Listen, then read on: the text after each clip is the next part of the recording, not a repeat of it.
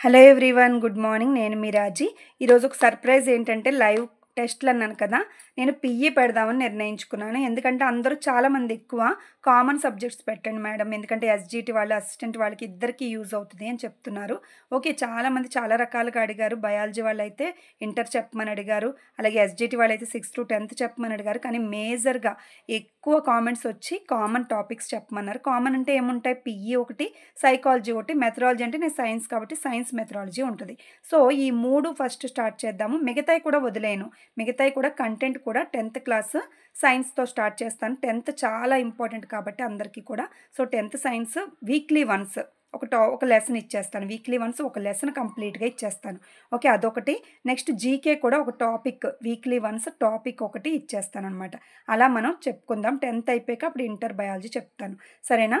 ఈరోజు ఇది మాత్రం విద్యా దృక్పథాల్లో 6 టాపిక్స్ ఉన్నాయి కదా, 6 చాప్టర్స్లో ఫస్ట్ చాప్టర్లో కొంచెం ఇక్కడ చూడండి 6 చాప్టర్స్ ఉన్నాయి. కొత్త బుక్ ఇది, తెలుగు సంస్కృత అకాడమీ అనమాట. మీ దగ్గర ఇది లేకపోయినా మీ దగ్గర అకాడమీ బుక్ ఉంటుంది కదా, విద్యా దృక్పథాలు, అందులో చదవండి నిర్వచనాలు అవిను. నేను చెప్పిన టాపిక్ ఏంటో చూడండి, అందులో చదువుకోండి. మీ దగ్గర మంచి మెటీరియల్ ఏదున్నా సరే ఉపయోగపడుతుంది. ఒకవేళ ఈ బుక్ కావాలనుకుంటే మాత్రం నా ఛానల్లో బుక్స్ గురించి రీసెంట్గా 20 days బ్యాక్ ఒక వీడియో 2 వీడియోలు చేశాను.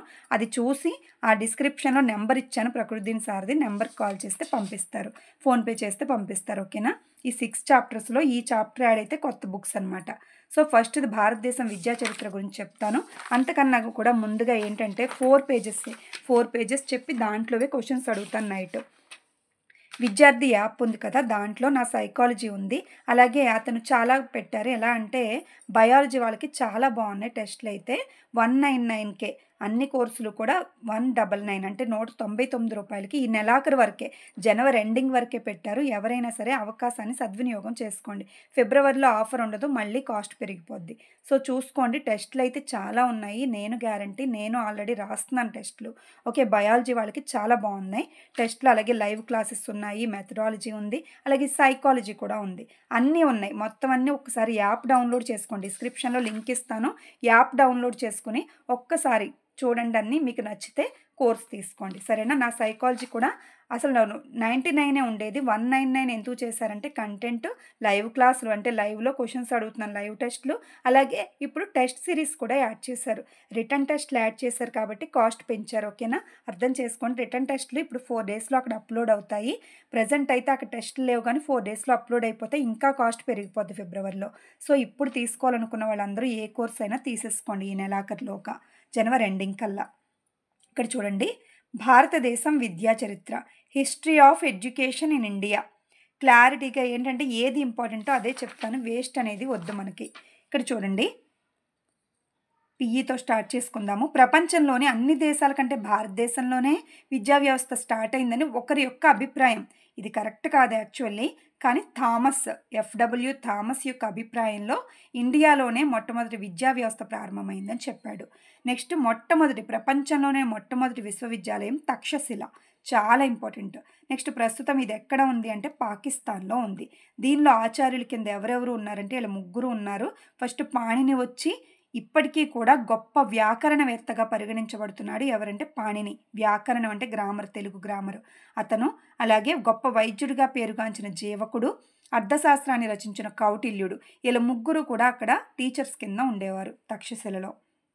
విద్యాబోధనలో ఉపాధ్యాయునికి పూర్తి స్వేచ్ఛ ఉండేది, పూర్తి ఇండిపెండెంట్ కింద, పూర్తి ఫ్రీడంతో టీచర్ అనేవాడు అప్పట్లో ఉండేవాడు. ఆచార్యుడు అత్యంత పవిత్రునిగా అనుకరణీయునిగా అంటే అతన్ని అనుసరించేలాగా మోటివేటర్గా ఉండేవాడు అనమాట. అలాగే ఆదర్శవంతంగా నిస్వార్థంగా ఉండేవాడు. విద్యార్థి విద్యాలయంలో ప్రవేశించినప్పటి నుండి విద్య పూర్తయ్యే వరకు, విద్యాభ్యాసం అయ్యే వరకు కూడా గురుకులం అనేవారు కదా అప్పట్లో, గుడిసెల్లాగా ఉండేవి కదా, ఆ గురుకులంలోనే గురువుతో పాటే ఉండేవారనమాట. పాత సినిమాలు చూస్తే మీకు అర్థమవుతుంది. బీహార్లోని నలందా విశ్వవిద్యాలయం ఎక్కడ ఉందండి అంటే బీహార్లో ఉంది. ఎప్పటి నుంచి ఎప్పటి వరకు ఇది వెలసిల్లిందంటే, కొనసాగిందంటే క్రీస్తు శకం 5వ శతాబ్దం నుంచి 12వ శతాబ్దం వరకు దాదాపు 700 years పాటు ఇది కొనసాగింది, కంటిన్యూ అయింది. అప్పట్లో విద్య అనేది డిగ్రీల కోసం ఉండేది కాదు, జీవితం కోసం ఉండేది. విద్య జీవితం కోసం అనేది ప్రధాన సూత్రము. అంటే జీవితంలో అనేక విషయాలు నేర్చుకోవడానికి, అభివృద్ధి చెందడానికి విద్య అనేది అవసరమని భావించేవారు. విద్య అనేది నియత అనియత, ఫార్మల్ ఇన్ఫార్మల్ అని నియత అనియత పద్ధతుల్లో కూడా 2 రకాలుగా ఉండేది. మత భేదాలు, ధనిక, పేద తేడాలు ఏవీ లేకుండా విద్యార్థులకు విద్యాలయంలో ప్రవేశం అనేది ఉండేది. ఓకేనా? ఇప్పటిలా కాకుండా రిజర్వేషన్స్ కానీ ఏమీ లేకుండా, ఫీజులు కానీ ఏమీ లేకుండా ఉండేదన్నమాట. గురు శిష్యులు కలిసి ఒకే ప్రాంగణంలో ఉండేవారు. రాజులు, ధనికులు, సామాన్యులు అంటే విరాళాలన్నమాట. స్కూల్‌కి విరాళాలు ఇచ్చేవారు ఎవరంటే రాజులు, ధనికులు, సామాన్యులు. ఇప్పుడైతే గవర్నమెంట్ ఇస్తుందో అప్పట్లో వీళ్ళు ఇచ్చేవారు. విద్య అనేది ఉచితంగా అందించబడేది. ఎలాంటి రుసుము అంటే ఎలాంటి ఫీజు అనేది ఉండేది కాదు. నెక్స్ట్ జ్ఞానదానాన్ని పవిత్రంగా భావించేవారు. అన్ని దానాల్లో గొప్పది విద్యాదానం అంటారు. సో విద్యని దానంగా, జ్ఞానదానంగా, పవిత్రంగా భావించేవారు. ఫ్రీగానే చెప్పేవారనమాట. ఆర్యభట్టు, పతంజలి, కాత్యాయనుడు, పాణిని మొదలైన వారు అప్పట్లో ఉన్న గొప్ప టీచర్స్, ఆచార్యులు. అలాగే లేడీ టీచర్స్ ఎవరంటే women teachers Maitreyi, Gargi, Vishwambhara, Apala, Lopamudra most important. Next ఇక్కడ పాయింట్ ఏంటంటే అప్పట్లో ఈ దేశాల నుంచి వచ్చి ఇండియాలో విద్యను అభ్యసించేవారు. China, Korea, Tibet, Burma, Ceylon, Java, Nepal. Okay, ఇక్కడ ఈ 2 ఇంపార్టెంట్. మళ్ళీ చైనా యాత్రికులు వీళ్ళిద్దరూ కూడా ఇండియాలో ఉన్న విశ్వవిద్యాలయంలో విద్యను అభ్యసించారు. తక్షశిలలో పాహియాన్, హుయాన్సాంగ్ వీళ్ళిద్దరూ కూడా హుయాన్సాంగ్ విద్యను అభ్యసించారు మన ఇండియాలోని విశ్వవిద్యాలయంలో. విద్య అనేది గతిశీలమైనది, అంటే మారుతూ ఉంటుంది ఎప్పటికప్పుడు. విద్య అనే పదం ఒక వజ్రం లాంటిది. ఎందుకంటే వజ్రం అనేది వివిధ కోణాల నుంచి వివిధ రంగుల్లో కనిపిస్తుంది. అలాగే విద్యని అనేక కోణాల్లో వాళ్ళు చూసే కోణాన్ని బట్టి ఆ రకంగా నిర్వచించారనమాట. అనేక అర్థాలు అనేవి చెప్పారు. జీవితం అనేది చావు పుట్టుకల దోబూచులాట అనే భావన నుండి అద్వితీయమైన పురోగతి వైపు తీసుకుపోవాలి. ఇది మన కోసమే అండర్లైన్ చేశాను. జీవితం అనేది చావు పుట్టుకల దోబూచులాట అనేది పెడితే అద్వితీయమైన పురోగతి వైపు మళ్ళిస్తుంది. మనం డిఎస్సి సాధించాలంటే ఈ విద్యే కదా వెపనం. సో ఈ బుక్స్ విద్య వెపన్లా చేసుకుని మనం అభివృద్ధి చెందాలి అని ఇక్కడ చెప్తున్నారు. విద్య అనే పదం విద్ అనే సంస్కృత పదం నుండి ఉద్భవించింది. విద్ అంటే తెలియని విషయాలను తెలుసుకోవడం అనే అర్థం. ఎవరో అడిగారు లైవ్లో, కామెంట్ రూపంలో అడిగారు. విద్ అంటే సంభవించడం కాదు, తెలియని విషయాలను తెలుసుకోవడము. దీని ఆంగ్లంలో ఎడ్యుకేషన్ అంటాం, అందరికీ తెలుసు. ఇక్కడ నుంచి చూడండి, మోస్ట్ ఇంపార్టెంట్. ఋగ్వేదంలో ఏం చెప్పబడిందంటే విద్య గురించి, వ్యక్తిని తన శక్తిపై తనకు నమ్మకం ఉన్నవానిగా, నిస్వార్థపరునిగా తయారు చేసేదే విద్య. సో ఋగ్వేదాన్ని మనం ఎప్పుడు నమ్ముతాం, శక్తివంతమైనదిగా భావిస్తామని గుర్తుపెట్టుకోండి. ఋగ్వేదం, వేదాలన్నీ అంటే ఫస్ట్ గుర్తొచ్చేది ఋగ్వేదం. సో ఋగ్వేదం అనేది శక్తివంతమైనది, పాతకాలంలో ఫస్ట్ వేదం ఇది. సో తన శక్తిపై నమ్మకం ఉన్న వానిగా చేసేది. నమ్మకం ఉంది మనకు ఋగ్వేదం మీద గుర్తుపెట్టుకోండి, నిర్వచనం అలా గుర్తుండిపోద్ది. నెక్స్ట్ ఏంటంటే ఉపనిషత్తులు ఏం చెప్పాయి, విద్య యొక్క అంతిమ లక్ష్యం మోక్ష సాధన అని చెప్పాయి. మోక్షాన్ని సాధించడమే ఉపనిషత్తుల యొక్క అంతిమ లక్ష్యము, అంటే గోల్. మన గోల్ ఏంటంటే మోక్షాన్ని సాధించడం అని. ఉపనిషత్తులు ఎప్పుడూ ఆధ్యాత్మికంగానే ఆలోచిస్తాయి. మన జాబ్ గురించి మన డిఎస్సి గోల్ అనుకుంటాం, కానీ మోక్షాన్ని సాధించడమే విద్య యొక్క అంతిమ లక్ష్యం అని ఉపనిషత్తులు ఎప్పుడు అలాగే చెప్తాయి అవి. కౌటిల్యుడు ఏం చెప్పాడంటే విద్య అనగా దేశం పట్ల భక్తి, ప్రేమ పెంచడానికి ఇచ్చే శిక్షణ. సో కౌటిల్యుడు అంటే కౌగిలించుకోవడం అని గుర్తుపెట్టుకోండి. ఒక వ్యక్తి మీద మనకు ఇష్టం ఉంటేనే ఆప్యాయంగా కౌగిలించుకుంటాం. సో కౌటిల్యుడు అంటే దేశం పట్ల భక్తి, ప్రేమ ఉంటే కౌగిలించుకుంటామని గుర్తుపెట్టుకోండి. దేశం పట్ల, ఓకే, దేశం పట్ల భక్తి, ప్రేమ అని గుర్తుపెట్టుకోండి. కౌటిల్యుడు విద్య గురించి చెప్పిన నిర్వచనం. ఆది శంకరాచార్యుడు ఏం చెప్పాడంటే విద్య అనగా ఆత్మ సాక్షాత్కారము. ఆది శంకరాచార్యుడు ఆత్మ సాక్షాత్కారం, ఈజీగా గుర్తుంటుంది. ఆది శంకరాచార్యుడు ఆత్మ సాక్షాత్కారం. ఓకే, యజ్ఞవల్క్యుడు ఏం చెప్పాడంటే మనిషిని శీలవంతునిగాను సమాజానికి ఉపయోగపడేవానిగా తీర్చిదిద్దేదే విద్య. యజ్ఞం అనేది సమాజంలో మంచి జరగాలని. ఇంద్రా సినిమాలో చూడండి, చిరంజీవి ఏం చేస్తాడు, వర్షాలు పడాలనేసి జనం కోసం యజ్ఞం చేస్తాడు, యజ్ఞయాగాదులు. సో అలా గుర్తుపెట్టుకోండి. యజ్ఞం ఎందుకు చేస్తున్నారంటే సమాజానికి ఉపయోగపడేవానిగా తీర్చిదిద్దడానికి విద్య అనేసి యజ్ఞవల్కుడు చెప్పాడని సమాజం గురించి గుర్తుపెట్టుకోండి. ఓకేనా? నెక్స్ట్ ఆధునిక యుగ భారతీయవేత్తలు ఏమన్నారు విద్య గురించి. ఇక్కడ చాలా ఉన్నాయి నిర్వచనాలు, మోస్ట్ ఇంపార్టెంట్. గాంధీజీ గారు కూడా చెప్పారు. ఏం చెప్పారంటే మానవుల్లోనూ పిల్లల్లోనూ గల అత్యున్నత శారీరక, మానసిక, ఆధ్యాత్మిక శక్తులను సమగ్రంగా వెలికి తీసేదే. ఇదంతా కాదు, శారీరక, మానసిక, ఆధ్యాత్మిక శక్తులు. ఇతను శారీరకంగా సన్నగా ఉన్నప్పటికీ కూడా మానసికంగా ఆధ్యాత్మిక శక్తులను కలిగి ఉన్నాడు కాబట్టే మనకు స్వాతంత్రం తెచ్చిపెట్టాడు అని గుర్తుపెట్టుకోండి. ఇంకా గాంధీజీ నిర్వచనం మర్చిపోరు. ఓకే. నెక్స్ట్ ఏంటంటే దయానంద సరస్వతి ఏమన్నారు? స్వామి దయానంద సరస్వతి శీల నిర్మాణమే విద్య అన్నారు. దయానందుని స్వామి ఉంటుంది కదా ఫస్ట్ పేరు. సో స్వామి దయానందుడు ఏమన్నాడంటే శీల నిర్మాణమే విద్య అన్నాడు. గురునానక్ అంటే విద్య అంటే ఆత్మ సాక్షాత్కారం పొందడం. ఇక్కడ కూడా ఉంది ఆత్మ సాక్షాత్కారం. ఆది శంకరాచార్యుడికి ఆత్మ సాక్షాత్కారం మోస్ట్ ఇంపార్టెంట్, గుర్తుపెట్టేసుకోండి. ఇక్కడ గురునానక్కి ఆత్మ సాక్షాత్కారం ఒకటే కాదు, ప్రజాసేవ గుర్తుపెట్టుకోండి. గురునానక్ నానక్ అంటే నానా విధాలుగా సమాజ సేవ ప్రజాసేవ చేయాలని గుర్తుపెట్టుకోండి. గురువులు ప్రజాసేవను అనేక రకాలుగా నానా రకాలుగా ప్రజాసేవ చేస్తున్నారు అని గుర్తుపెట్టుకోండి. గురునానక్ ప్రజాసేవ. స్వామి వివేకానందుడు శీల నిర్మాణం ఆల్రెడీ ఉంది కాబట్టి ఇది వదిలేశాను నేను. నైతిక జీవనానికి విద్య మార్గము పూర్తిగా ఇస్తే నైతిక విలువలు అంటే మారల్ వాల్యూస్. స్వామి వివేకానందుడికి అవి చాలా ఉన్నాయి కాబట్టి వివేకానందుడు నైతిక విలువలు కలిగి ఉన్నాడు కాబట్టి నైతికత గురించి విద్య గురించి చెప్పాడు. కోడింగ్ కోసం నేను చెప్తున్నాను. నెక్స్ట్ రవీంద్రనాథ్ ఠాగూర్ ఏమన్నారంటే విద్య మానవునికి ప్రకృతితో సంఘీభావం నెరపి నిజమైన సత్యాలను కనుగొని ఆత్మకు వెలుగునిచ్చి ప్రేమను పెంచి జీవితానికి అర్థం కల్పించడానికి తోడ్పడుతుంది. సో రవీంద్రనాథ్ ఠాగూర్ ఏమన్నారంటే ప్రకృతితో సంఘీభావము, ఒక్కొక్క పదాన్ని గుర్తుపెట్టేసుకోండి. ప్రకృతితో సంఘీభావం నెరపి నిజమైన సత్యాన్ని కనుగొన్నాడు. అలాగే మనకి నిజమైన జనగణమన గీతాన్ని ఇచ్చింది రవీంద్రనాథ్ ఠాగూర్ కదా. మనం లేచి నించోవాలి, అలా అది సత్యము అని గుర్తుపెట్టుకోండి. ప్రకృతితో సంఘీభావము, అందరితో సంఘంతో సమానంగా అందరితో పాటు లేచి నిలబడాలి జనగణమన వస్తే అని గుర్తుపెట్టుకోండి. ప్రకృతితో సంఘీభావం అలాగే నిజమైన సత్యము అని గుర్తుపెట్టుకోండి రవీంద్రనాథ్ ఠాగూర్. అరవింద్ ఘోష్ వికసిస్తున్న ఆత్మకు తన అంతర్గత శక్తులను బహిర్గతం చేయడానికి సహాయపడేదే విద్య. అరవింద్ ఘోష్. అరవిందము అంటే ఏంటి? పువ్వు కదా. సో వికసిస్తున్నా గుర్తుపెట్టుకోండి. వికసించడం, పువ్వు వికసించడం. అరవిందము అంటే వికసించడం. సో వికసిస్తున్న ఆత్మకు అంతర్గత శక్తులను బహిర్గతం చేయడం.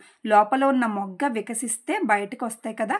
సో లోపల ఉన్న శక్తులు బయటకు వికసించడం అని గుర్తుపెట్టుకోండి. అంతర్గత శక్తి బయటకు వికసించడం. అరవింద ఘోష్. అరవింద పుష్పం అని గుర్తుపెట్టుకోండి. జిడ్డు కృష్ణమూర్తి వ్యక్తి మంచిని తనయందు ప్రేమయందు వికసించి రాణించడానికి సహాయపడేదే విద్య. ఇది నిజంగానే జిడ్డు, ఎందుకంటే మంచితనం అంటేనే జిడ్డుతనం. నాకు ఉంది మంచితనం ఉంటే మనం బాగుపడడం కష్టం. సో మంచిని తనయందు ప్రేమయందు వికసించేలా చేయడం జిడ్డు కృష్ణమూర్తి గుర్తుంటుంది. జాకీర్ హుస్సేన్ తబలా వాయిస్తాడు కదా. సో విద్య మానవుని పూర్తి మానసిక వికాసానికి దోహదకారి. పూర్తిగా మానసికంగా వికాసం కలిగి ఉన్నాడు కాబట్టి తబలా అంత బాగా వాయించాడు జాకీర్ హుస్సేన్. ఓకే, అలా గుర్తుపెట్టుకోండి. జస్ట్ అంటే జాకీర్ హుస్సేన్ అంటే తబలా వాయిద్యుడు గుర్తుంటుంది కాబట్టి అతనే అని అనుకుంటున్నాను నేను ఇక్కడ. సో అలా గుర్తుపెట్టుకునేలాగా నేను చెప్పాను. నెక్స్ట్ రాధాకృష్ణన్ అంటే ఈయన వేరే వ్యక్తి అయితే ఆయన మనకి అతని పదవి ఇంపార్టెంట్ కాదు కదా. డాక్టర్ జాకీర్ హుస్సేన్ అని ఇచ్చారు. తబలా వాయిద్యుడు అయ్యి ఉండడు, ఒకవేళ అదే వేరే పదవి అయ్యి ఉండొచ్చు, కానీ మనకు గుర్తుపెట్టుకోవడానికి అలా చెప్పాను. రాధాకృష్ణన్ విద్య అనేది కేవలం జీవనాధార సాధనం కాదు, ఆలోచనలకు నిలయం కారాదు, పౌరసత్వ శిక్షణ కూడా కాదు, ఆధ్యాత్మిక జీవనానికి మార్గము, రెండవ జన్మ. ఇలా గుర్తుపెట్టుకోండి. రాధాకృష్ణన్ ఏ జన్మలెత్తినా ఎన్ని జన్మలెత్తినా రెండో జన్మ ఎత్తినా కూడా వాళ్ళు ప్రేమికులుగానే ఉంటారని గుర్తుపెట్టుకోండి. సర్వేపల్లి అయి ఉంటారు ఈయన. రాధాకృష్ణన్ ఆధ్యాత్మిక జీవనం గడిపారు రాధాకృష్ణులు. అలాగే రెండవ జన్మ ఏంటి, మూడో జన్మ, ఎన్ని జన్మలెత్తినా ప్రేమికులను గుర్తుపెట్టుకోండి. ఓకేనా. పాశ్చాత్యుల విద్యా నిర్వచనాలు. ఇదేంటంటే ఇంకా జస్ట్ చూడండి. ఇంద్రియ వాంఛలకు ప్రాధాన్యతనిచ్చువాడు అనేది గ్రీకు తత్వవేత్తల వాదన. విద్య గురించి మొదటి వాదన ఏదంటే పాశ్చాత్యులది. ఇంద్రియ వాంఛలకు ప్రాధాన్యతనిచ్చేవాడు మానవుడు అని చెప్తున్నారు. అలాగే గ్రీకు వాదం అది. రెండో వాదం వచ్చి క్రైస్తవ వాదం. మానవుడు దేవుని పుత్రుడు, జీవితాన్ని ఆనందమయం చేసుకోవాలి. దేవుడు అని ఉపయోగిస్తారు కదా క్రైస్తవులు. సో దేవుని పుత్రుడు కాబట్టి జీవితాన్ని ఆనందమయం చేసుకోవాలని క్రైస్తవ వాదం చెప్పింది. ఓకే, దీంట్లో సోక్రటీస్ ఏం చెప్పాడు? ప్రతి మనిషిలోనూ నిక్షిప్తమైన విశ్వజనీన భావాలను వెలికితీసేదే విద్య. విశ్వజనీన భావాలను వెలికితీసేది విద్య. విశ్వంలో ఎక్కడ చూసినా శోకమే ఉంది. శోకం లేని జీవితం ఉండదు కదా. శోకం అంటే బాధ, ఓకే, ఏడుపు. శోకం లేని విశ్వం లేదు అని గుర్తుపెట్టుకోండి, విశ్వజనీన గుర్తొస్తుంది. ప్లేటో సరియైన సమయంలో సంతోషం పొందాలి అంటే సరిగ్గా మనం భోంచేయాలి. సో సరైన సమయంలో శారీరకంగాను మానసికంగాను హెల్తీగా ఉండాలంటే సరైన సమయంలో తినాలి, ప్లేట్లో అన్నం తినాలి అని గుర్తుపెట్టుకోండి. ప్లేటో గుర్తొస్తుంది. సరైన సమయంలో శారీరకంగా మానసికంగా హెల్తీగా ఉండాలంటే ప్లేట్లో అన్నం పెట్టుకుని తినాలి అని గుర్తుపెట్టుకోండి, ఈజీగా గుర్తుంటుంది. అరిస్టాటిల్ ఏం చెప్పాడు? దృఢమైన శరీరంలో దృఢమైన మనస్సును ఏర్పరిచేదే విద్య. ఇది ఇంకా చదివేయండి. ఓకే, అరిస్టాటిల్ అంటే స్ట్రాంగ్ అని గుర్తెట్టుకోండి. దృఢమైన శరీరంలో దృఢమైన మనస్సు. రూసో ఏం చెప్పాడంటే రీసెంట్గా అది రూసో వెరైటీగా చెప్పాడు, మానవునికి విద్య పుట్టుకతోనే ప్రారంభమవుతుంది, అనుభవాలే మానసిక భావాలకు కారణాలు. సో విద్య అనేది పుట్టుకతోనే, స్టార్టింగే కడుపులో ఉన్నప్పుడే పుట్టుకతోనే ప్రారంభం అయిపోతుంది. అతని అనుభవాలే, అంతే కదా, పుట్టడంతోనే స్టార్ట్ అవుద్ది. అతనికి చలి తగిలినా, వేడి తగిలినా, అమ్మ యొక్క స్పర్శ తగిలిన ఇవన్నీ కూడా అనుభవాలతో నేర్చుకుంటాడు అని రూసో చెప్పాడు మనకి. నెక్స్ట్ ప్రోబెల్, జీవిలో నిద్రాణమైన సహజ శక్తులను మేల్కొలిపేదే విద్య. దీంట్లో బెల్ ఉంది కదా, సో అలారం బెల్ గుర్తుపెట్టుకోండి. నిద్రలో ఉన్నప్పుడు మనం మేల్కోవాలంటే ఈజీగా అలారం పెట్టుకుంటాం కదా, అలారం బెల్ నిద్రలో మేల్కొలిపేది విద్య. రెడన్, పరిణితి గల వ్యక్తి అపరిణితి గల వ్యక్తి మీద చూపించే ప్రభావమే విద్య. అంటే తెలియని వాళ్ళకి పరిణితి గల వ్యక్తి, మెచ్యూరిటీ ఉన్న వ్యక్తి చెప్పేదే విద్య అనేసి రెడన్ చెప్పాడు. నెక్స్ట్ కొమినియస్ ఏం చెప్పారంటే సంపూర్ణ మానవ వికాసమే విద్య. కొమినియన్ అంటే ఇప్పుడు క్వార్టర్ అంటే 1/4 కదా, సో క్వార్టర్ కాదు, సంపూర్ణంగా కావాలని గుర్తుపెట్టుకోండి. కొమినియన్ కాదు, అంటే క్వార్టర్ కాదు, సంపూర్ణ మానవ వికాసమే విద్య అన్నాడు. జూయి ఏం చెప్పాడంటే సామాజిక సామర్థ్యాన్ని పెంపొందించేదే విద్య. సామాజికంగా సామర్థ్యాన్ని సమాజం గురించి చెప్పాడు జూయి. నెక్స్ట్ ఎమర్సన్, మనస్సును నియంత్రించేదే విద్య అని ఎమర్సన్ అన్నాడు. హెర్బర్ట్ ఏమన్నాడంటే నైతిక వికాసాన్ని అభివృద్ధి చేసేదే విద్య. నైతిక వికాసాన్ని, మోరల్ వాల్యూస్ని అభివృద్ధి చేసేదే విద్య. మోరల్ వాల్యూస్ అంటే నైతికత గురించి ఇక్కడ వివేకానందుడు చెప్పాడు. ఇక్కడ చెప్పాను కదా ఒకసారి, స్వామి వివేకానంద చెప్పాను కదా, అంటే నైతిక జీవనానికి విద్య మార్గము అని చెప్పాడు. ఇక్కడ ఏమన్నాడంటే హెర్బర్ట్ నైతిక వికాసాన్ని అభివృద్ధి చేసేది, నైతిక వికాసం గురించి వచ్చింది హెర్బర్ట్. స్పెన్సర్ లాస్ట్, సంపూర్ణ జీవనానికి తయారు చేసేదే విద్య అని స్పెన్సర్ అన్నాడు. స్పెన్సర్లోకి వెళ్తే మనకి సంపూర్ణంగా అన్నీ దొరికేస్తున్నాయి కదా, అప్పుడు రిలయన్స్ స్పెన్సర్కి వెళ్తే. సో సంపూర్ణ జీవనానికి తయారు చేసేదే విద్య. అంటే మీకు గుర్తుపెట్టుకోవడానికి అంతే, కేవలం గుర్తుపెట్టుకోవడానికి ఏదో కోడింగ్, నేను చెప్పింది కాకపోయినా మీకు వచ్చిందైనా కోడింగ్ పెట్టుకుని గుర్తుపెట్టుకుని ఒక 2-3 సార్లు వీడియో చూసారనుకోండి, మీ దగ్గర బుక్ ఉంటే బుక్లో చదవండి, బుక్ లేకపోతే ఇదైనా 2-3 సార్లు చూడండి. కోడింగ్తో ఈజీగా గుర్తుపెట్టుకొని నైట్ 9కి రెడీగా ఉండండి. 9 గంటలకి నేను లైవ్ స్టార్ట్ చేస్తాను. ఒక్క హాఫ్ అన్ అవర్ అంతే, ఒక హాఫ్ అన్ అవర్లో నేను క్వశ్చన్స్ అడుగుతాను, మీరు ఆన్సర్స్ కామెంట్లో చేయండి. నా నోటిఫికేషన్ రాలేదనుకోండి, లైవ్ జరుగుతుందని మీకు రానవసరం లేదు, ఆహ్వానం అవసరం లేదు, నోటిఫికేషన్ లేట్గా వస్తుంది. ఇది వీడియో కాదు కదా, లైవ్లో నువ్వు పార్టిసిపేట్ చేయాలి కాబట్టి ఛానల్లోకి వెళ్ళిపో. యూట్యూబ్లో డిఎస్సి జర్నీ అని సెర్చ్ చేసి ఛానల్ వస్తుంది కదా, ఛానల్లోకి వెళ్ళిపో. రీసెంట్గా జరిగే వీడియో, జస్ట్ లైవ్ స్టార్ట్ అయిన వీడియో నీకు కనిపిస్తుంది, దాని మీద క్లిక్ చేస్తే నువ్వు ఆ క్లాస్లోకి ఎంటర్ అయిపోతావు. నువ్వు కామెంట్ రూపంలో ఆన్సర్స్ పెట్టు. ఓకేనా? అందరికీ all the best. Thank you.